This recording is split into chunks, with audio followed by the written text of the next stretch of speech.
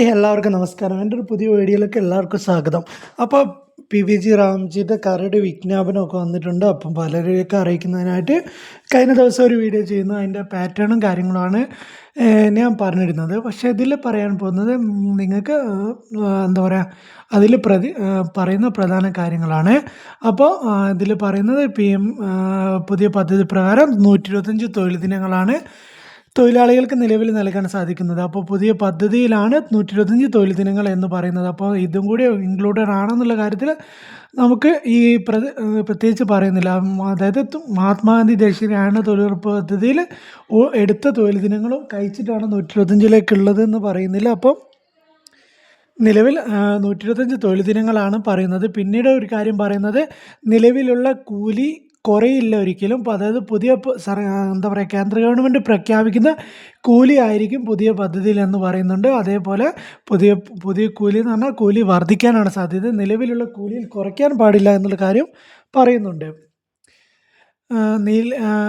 പിന്നെ PVG Ramji parliament നടന്ന ശൈത്യകാല സമ്മേളനത്തിൽ ലോക്സഭയിൽ അവതരിപ്പിക്കാൻ പോകുന്നു.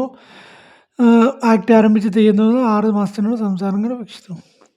അതായത് ഇതിൽ വികസിത് ഭാരത് 2047 എന്ന ലക്ഷ്യവുമായി പൊരുത്തപ്പെടുന്ന ഒരു ആധുനിക നിയമമായ ചട്ടക്കൂട് നിർദ്ദിഷ്ട നിയമനിർമ്മാണം സ്ഥാപിക്കുന്ന പ്രസ്താവനയിൽ പ്രതിപാദിച്ചിട്ടുള്ളത്. പിന്നെ ജലവുമായി ബന്ധപ്പെട്ട പ്രവൃത്തികളുടെ ജലസുരക്ഷ, പ്രധാന ഗ്രാമീണ അടിസ്ഥാന സൗകര്യങ്ങൾ, ഉപജീവനവുമായി ബന്ധപ്പെട്ട അടിസ്ഥാന സൗകര്യങ്ങൾ, തീവ്ര കാലാവസ്ഥാ സംഭവങ്ങൾ ലഘൂകരിക്കുന്നതിനുള്ള പ്രത്യേക പ്രവർത്തനങ്ങൾ എന്നിങ്ങനെ 4 മുൻഗണനാ മേഖലകളിലൂടെ തൊഴിലവസരങ്ങളും സുസ്ഥിരമായ ഗ്രാമീണ അടിസ്ഥാന സൗകര്യങ്ങളും സൃഷ്ടിക്കുക എന്നതാണ് ബിൽ ലക്ഷ്യമിടുന്നത്. അതിൽ പറയുന്നു, സൃഷ്ടിക്കപ്പെടുന്ന എല്ലാ ആസ്തികളും Viksit Bharat national rural infrastructure സ്റ്റാക്കിലേക്ക് സംയോജിക്കപ്പെടുന്നു. ഇത് ഏകീകൃതവും ഏകോപിതവുമായ ദേശീയ വികസനം തന്ത്രം ഉറപ്പാക്കുന്ന പ്രസ്താവനയിൽ പറയുന്നു. MGNREGയെ അപേക്ഷിച്ച് പ്രധാന നവീകരണം എന്നാണ് മന്ത്രാലയം ഇതിനെ വിശേഷിപ്പിച്ചത്. ഘടനാപരമായ ബലഹീനതകൾ പരിഹരിച്ചുകൊണ്ട് തൊഴിൽ സുതാര്യത, ആസൂത്രണം, ഉത്തരവാദിത്തം എന്നിവ വർദ്ധിപ്പിക്കുന്നു. ഡിജിറ്റൽ അറ്റൻഡൻസ്, ഡിജിറ്റൽ പേയ്മെൻറ്റുകൾ, ഡാറ്റാധിഷ്ഠിത ആസൂത്രണം എന്നിവ കാര്യക്ഷമത വർദ്ധിപ്പിക്കുമെന്നും അത് പറഞ്ഞു. കേന്ദ്ര വിഷ്കൃത പദ്ധതിയായ റാംജി പ്രകാരം സാമ്പത്തിക ബാധ്യത കേന്ദ്രവും സംസ്ഥാന സർക്കാരും തമ്മിൽ പങ്കിടും. വടക്ക് കിഴക്കൻ, അതായത് 40:60, 60:40 എന്ന ഇതിൽ പങ്കിടും എന്നുള്ള കാര്യമാണ് പറയുന്നത്. അതേപോലെ തന്നെ വടക്ക് കിഴക്കൻ സംസ്ഥാനങ്ങൾക്കും ഹിമാലയൻ സംസ്ഥാനങ്ങൾക്കും ഇത് 90:10, അതായത് 90% കേന്ദ്രം, 10% അതായത് സംസ്ഥാന സർക്കാരും എടുക്കുന്ന നിലയിലാണ് വടക്ക് കിഴക്കൻ സംസ്ഥാനങ്ങളും അതേമാതിരി ഹിമാലയൻ സംസ്ഥാനങ്ങൾക്കും അവർ കൊടുക്കുന്ന ഇത്. അപ്പം കേരളം പോലെയുള്ള സംസ്ഥാനങ്ങൾക്ക് ഇത് വലിയൊരു ബാധ്യതയായി മാറും എന്നാണ് ഇതിലൂടെ നമുക്ക് മനസ്സിലാവുന്നത്. അപ്പോൾ വടക്ക് കിഴക്കൻ സംസ്ഥാനങ്ങൾക്കൊക്കെ 60:40 എന്ന ഘടനയിൽ, 90:10 എന്ന ഘടനയിലാണ് ഫണ്ട് റിലീസാക്കുന്നത്. ഇതിൽ കേന്ദ്ര സർക്കാർ ഒരു വിജ്ഞാപനത്തിലൂടെ വേതന നിരക്ക് വ്യക്തമാക്കും. MGNREGS പ്രകാരം നിലവിലുള്ള വേതന നിരക്കുകളേക്കാൾ കുറവായിരിക്കരുതെന്ന് ബില്ല് പറയുന്നു. പിന്നെ ഇതിൽ വേറെ പ്രധാനമായിട്ട് പറയുന്നത്, നിങ്ങൾ തൊഴിൽ കാർഡ് സംബന്ധിച്ചുള്ള ഒരു കാര്യം പറയുന്നത് പറഞ്ഞാൽ, തൊഴിലുറപ്പ് നിലവിലുള്ള KYC ചെയ്ത തൊഴിൽ കാർഡുകൾ നിലവിൽ 6 മാസത്തെ കാലയളവിലേക്ക് മുന്നോട്ട് കൊണ്ടുപോകുന്നു. അത് കഴിഞ്ഞതിന് ശേഷം അതിൻ്റെ ഉള്ളിലായിട്ട് തൊഴിൽ കാർഡുകൾ പുതുക്കി നൽകണം എന്നുള്ള കാര്യമാണ് ഇതിൽ വേറൊരു കാര്യമായിട്ട് പറയുന്നത്. അപ്പം ഇത്രയാണ് പ്രധാനമായിട്ടും പറയുന്നത്. നമുക്ക് തുടർന്നും ഈ PVG റാംജി എന്ന പദ്ധതിയെക്കുറിച്ച് തുടർന്ന് വീഡിയോസ് ചെയ്യുന്നതാണ്. അപ്പോൾ നിങ്ങൾക്ക് എന്താ പറയുക, പദ്ധതി എന്താ പറയുക, വരുന്നത് വരെ അതിൽ വരുന്ന മാറ്റങ്ങളും ഓരോരോ കാര്യങ്ങളും നിങ്ങളെ വീഡിയോയിലൂടെ ഞാൻ അറിയിക്കുന്നതാണ്. അപ്പോൾ ആരെങ്കിലും നമ്മൾ വീഡിയോ കാണുന്ന ആരെങ്കിലും നമ്മുടെ ചാനൽ സബ്സ്ക്രൈബ് ചെയ്യാത്തവരുണ്ടെങ്കിൽ ഒന്ന് സബ്സ്ക്രൈബ് ചെയ്ത് നമ്മളെ സപ്പോർട്ട് ചെയ്യണമെന്ന് പ്രത്യേകം പറയുന്നു. അതേപോലെ ഈ നമ്മുടെ എപ്പോഴും മേറ്റുമാരെ കൂലി സംബന്ധിച്ച് നമ്മളോട് ചോദിക്കുന്നുണ്ട്.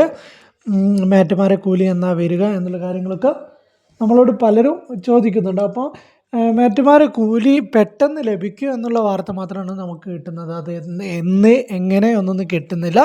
പക്ഷേ ഈ അടുത്ത ദിവസങ്ങളിൽ തന്നെ ലഭിക്കാനാണ് കൂടുതൽ സാധ്യത. അപ്പോൾ നമ്മളിത് വീഡിയോയിൽ ഇനി കറക്റ്റായിട്ട് വിവരം കിട്ടിയാലേ ചെയ്യുള്ളൂ എന്നായിരുന്നു തീരുമാനിച്ചിരുന്നത്. പക്ഷേ പലരും നമ്മളോട് വീണ്ടും വീണ്ടും കമൻറ്റിലൂടെയൊക്കെ ഏറ്റവും കൂടുതൽ നമുക്കിപ്പോൾ കമൻറ്റ് വരുന്നതെന്ന് പറഞ്ഞാൽ മേറ്റുമാരെ കൂലി സംബന്ധിച്ചുള്ള കാര്യമാണ്. അപ്പോൾ മേറ്റുമാരെ കൂലി സംബന്ധിച്ച് നമ്മൾ അടുത്ത ദിവസങ്ങളിൽ ലഭിക്കും എന്നാണ് നമുക്കിപ്പോൾ അറിയാൻ കഴിയുന്നത്. അപ്പോൾ നമ്മൾ ഇതിൻ്റെ മുന്നേ ഒരു വീഡിയോ ചെയ്തിട്ടുണ്ട് കേട്ടോ. മെയ് 10 കാണാത്തവർക്ക് വേണ്ടി പറയുകയാണ്. മെയ് 15-നുള്ളിൽ വരും എന്ന് പറഞ്ഞാൽ അത് തെറ്റായൊരു വാർത്തയായിരുന്നു. ഇതുവരെ കിട്ടിയിട്ടില്ല.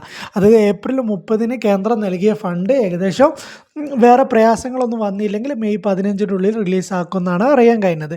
പക്ഷേ ഇലക്ഷനൊക്കെ വന്നതുകൊണ്ടായിരിക്കാം വൈകാൻ കാരണം.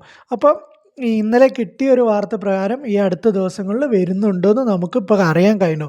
അതിനി വാർത്ത തെറ്റാവോ ശരിയാവും എന്നൊന്നും അറിയില്ല നമുക്ക്. എന്നാലും കറക്റ്റ് ഡീറ്റെയിൽസ് നമുക്ക് നാളെ അറിയാൻ സാധിക്കുമെന്ന് പറയുന്നു.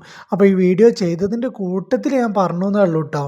അപ്പം മേറ്റുമാരെ കൂലി സംബന്ധിച്ച് നമ്മൾ ഡീറ്റെയിൽ ആയിട്ട് എന്ന് വരും, എങ്ങനെ എത്രത്തോളം കിട്ടും എന്നുള്ള കാര്യങ്ങളൊക്കെ നാളെയാണ് നമുക്ക് വിവരം കറക്റ്റ് ഇൻഫർമേഷൻ തരാമെന്ന് പറഞ്ഞിരിക്കുന്നത്.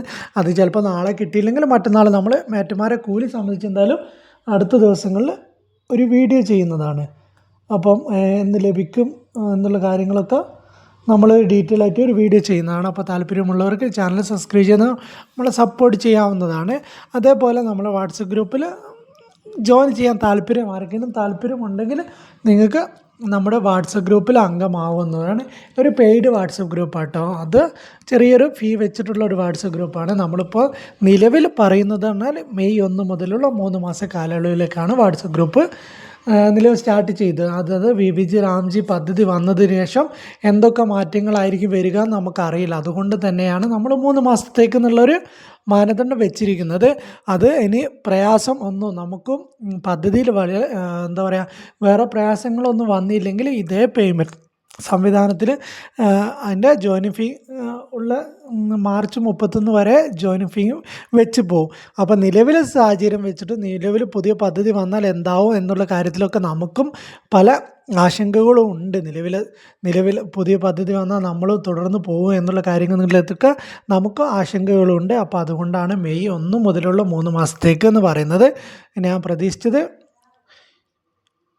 അതായത് സെപ്റ്റംബറിലൊക്കെ ആയിരിക്കും പുതിയ പദ്ധതി വരിക എന്നുള്ളതായിരുന്നു പ്രതീക്ഷിച്ചിരുന്നത്. അതുകൊണ്ടായിരുന്നു മെയ് 1 മുതലുള്ള 3 മാസത്തേക്കെന്ന് പറയുന്നത്.